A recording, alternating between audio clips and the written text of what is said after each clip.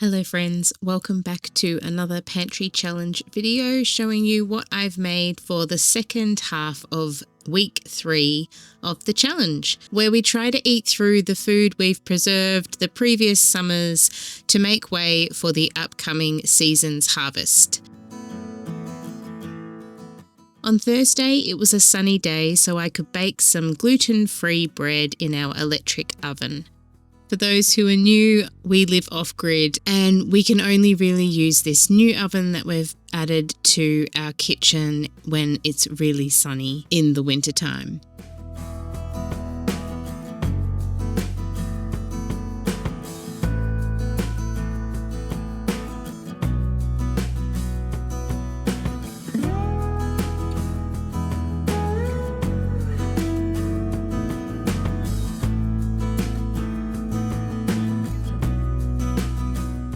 For lunch, we had leftover fried rice. I love leftovers. It's so easy to warm up and throw together.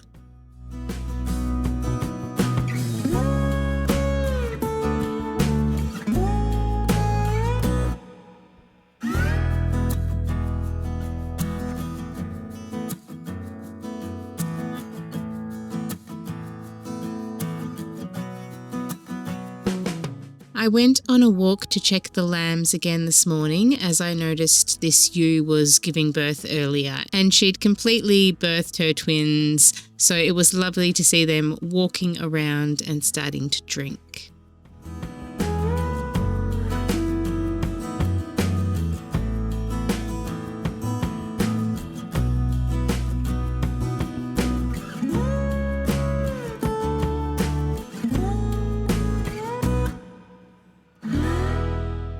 I had taken a bag of our lamb mince out of the deep freezer the night before to make a bolognese sauce with. I used the rest of the broccoli leaves, frozen spring onions, carrots, zucchini, and some capsicums, celery, mushrooms, frozen homemade tomato paste cubes, and 2 bottles of tomatoes, one of which is a passata sauce.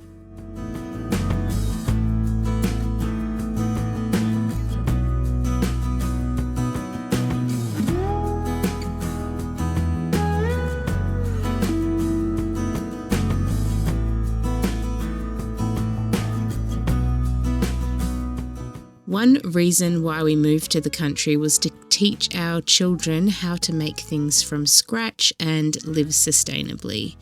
Learning how to build a fire and keep it going is one of the skills we're keen for them to harness, and I think they've all achieved this.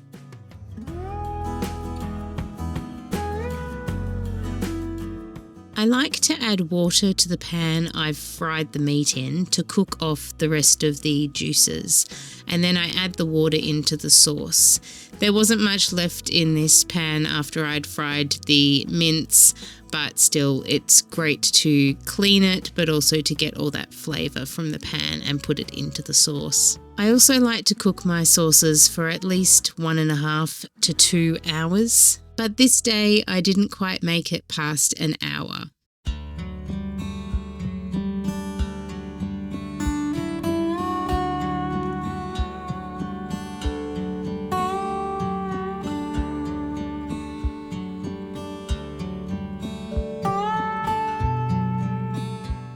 I'm so glad I found another jar of my dehydrated oregano hiding in my herb shelf.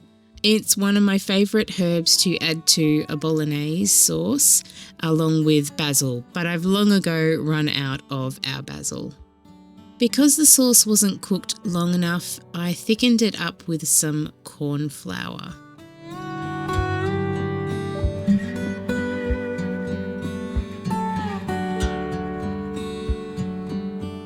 The stove was certainly loaded up today with 2 pots of bone broth cooking away, as well as the dinner pots.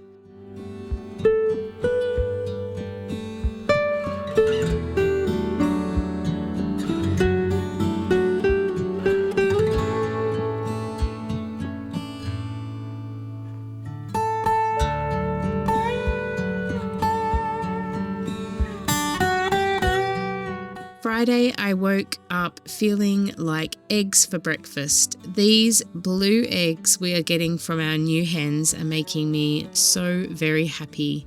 They're just the perfect size to have 2 eggs on toast.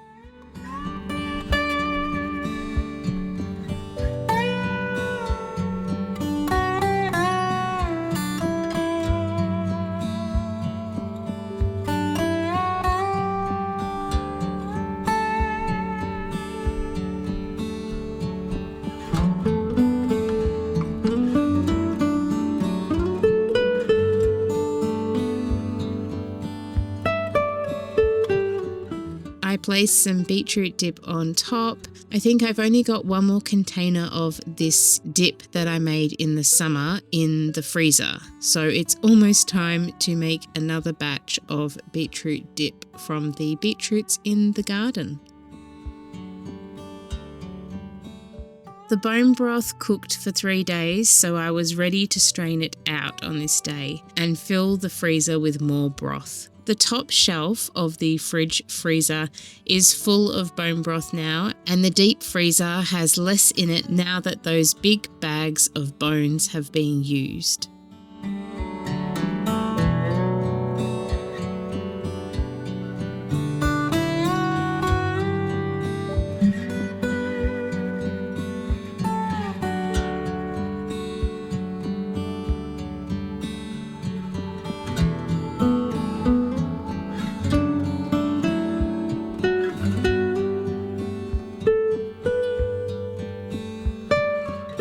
There was quite a lot of meat left on the bones, so I pulled the meat off and fed some of it to my dogs and the rest of it to the chickens. We got quite a few eggs over the next few days.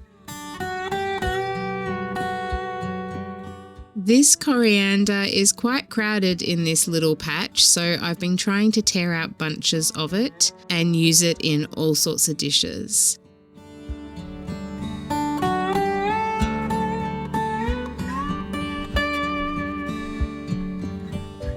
The kohlrabi is almost ready to harvest and I can't wait to cook with them.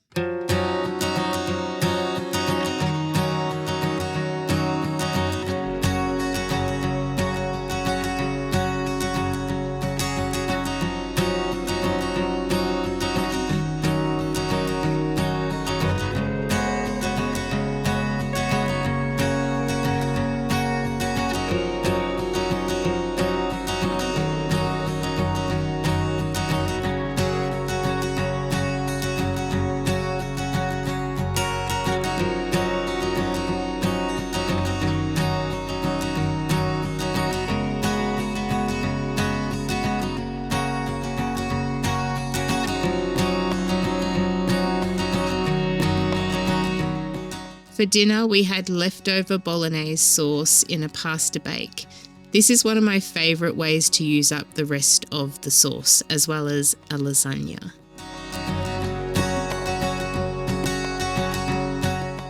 On Saturday, Hazel wanted to cook up this brownie in a jar she gave me for Mother's Day. So we cooked that night's dinner alongside each other. She cooked the dessert and I cooked the main meal.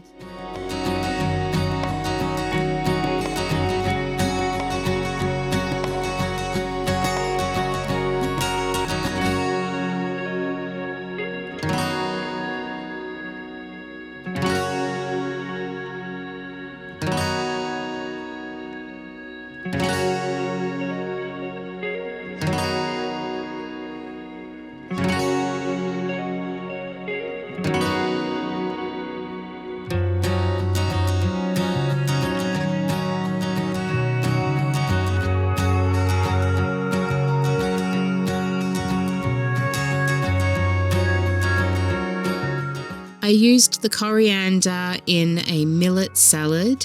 I fried up some kale with garlic and I roasted some potatoes.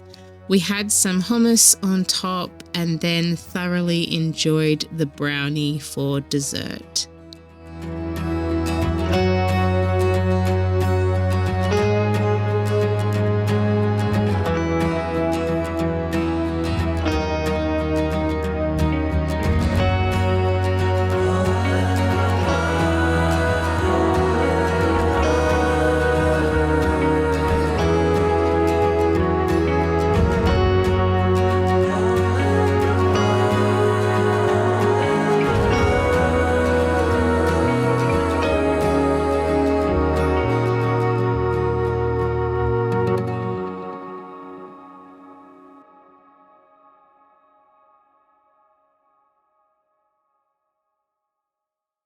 Sunday morning, I had porridge with these never-ending plums. There are so many jars of them that I preserved 2 years ago. They are delicious though, and this is a fantastic way to use them up. For lunch, I heated some leftovers on the stove and put some feta on top.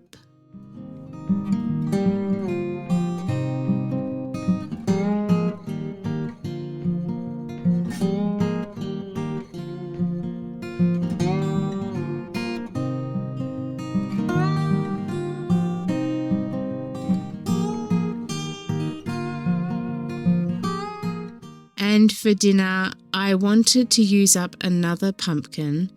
I have about 10 pumpkins left, so there's plenty more until the next ones are ready to harvest in autumn.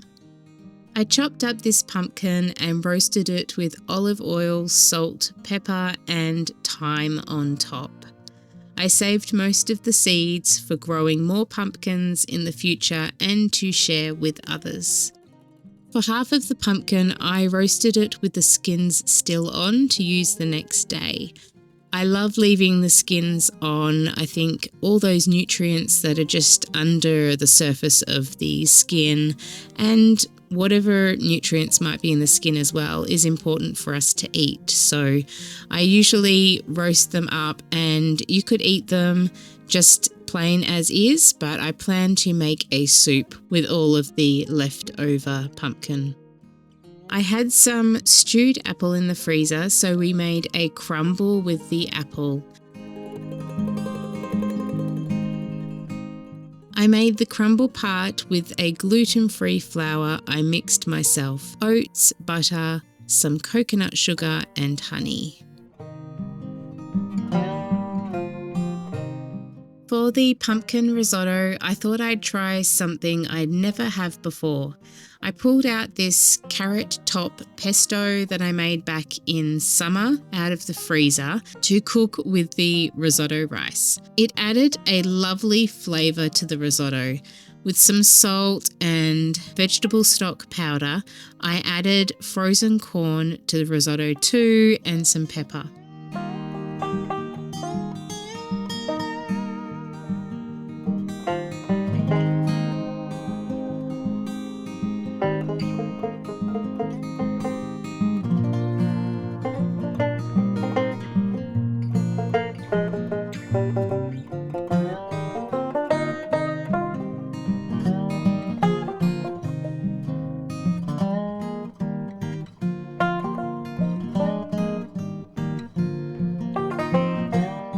After the rice had cooked for a while, I added in some of the roasted pumpkin to the mixture, and then we also topped our bowls with more pumpkin and feta as well. I'll definitely add pesto to my risotto in the future. I loved this so much.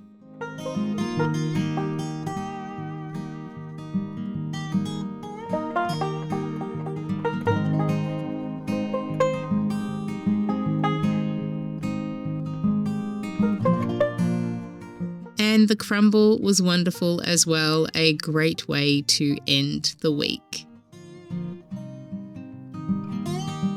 Thank you all for watching this video. I hope I inspired you with your cooking and using up your garden harvest. See you again very soon.